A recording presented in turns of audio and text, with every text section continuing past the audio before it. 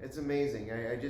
I've really gotten into just getting into the wines. I mean, you and I see each other in San Francisco every now and then, but I'm up here in your zone, and it just feels great out here. You know, if you come to Oregon, and I hope you guys all do, because it's just a beautiful place to visit, and the people are real, obviously. But I love the fact that you are a sommelier that's a farmer. This is kind of rare because you get a lot of sommeliers that are just winemakers. And that's they kind of gave up being a sommelier to become a winemaker. But you're actually a farmer that actually really is putting the great, and really thinking about this on a one-to-one basis with the vineyard blocks. Why making these hard decisions about which clone do I plant there and why? And finding out and learning a lot of things just from your experiences up here. I think this is amazing.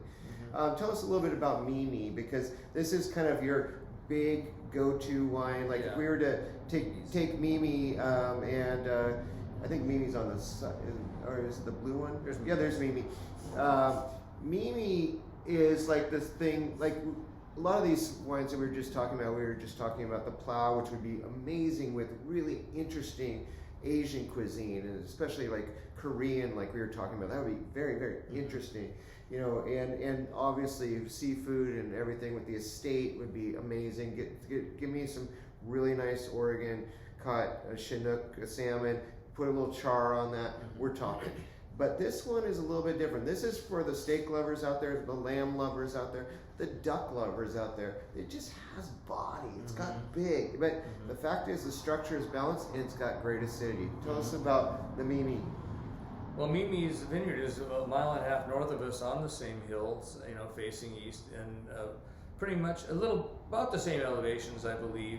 And we get 2 clones. We get rows from her that involve 2 clones, 6, 6, 7, and Pomard, and it makes a pretty full-bodied and elegant wine as well. I mean, it is massive, but also it has elegance, and the tannin quality is very refined. It's a very long chain, velvety kind of a tannin, and it ages well because of that. But but if you're going to drink it young, you need steak, you need porchetta, you need grilled lamb. It is fantastic with grilled lamb, and I think it's better than steak, because steak is a little boring. If you like lamb, go for a grilled lamb.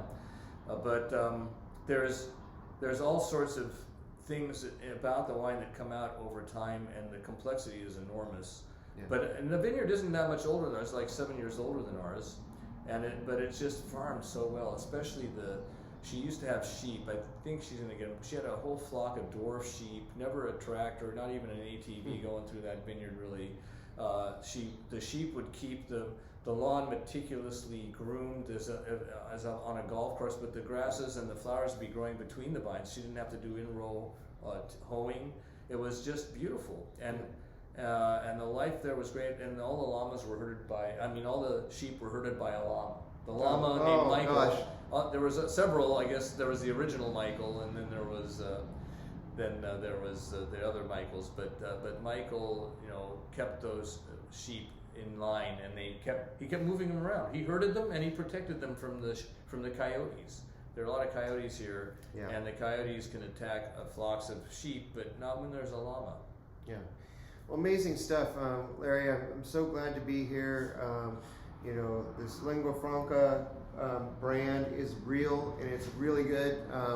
You know, I'm glad that you represent the Eola Amity Hills so well. This is a great appellation, and it is a sub-appellation of the bigger Willamette Valley, and Willamette Valley is a small part of the bigger Oregon. And Oregon wines are amazing, you guys, and I hope you guys will really get out there and investigate a lot more. Larry obviously is here for you because he cares a lot.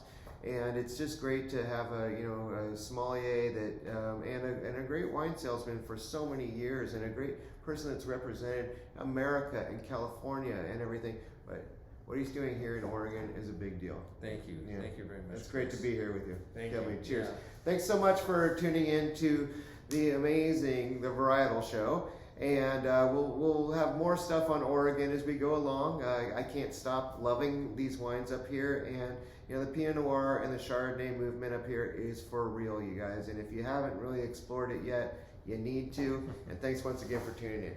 Cheers. Cheers.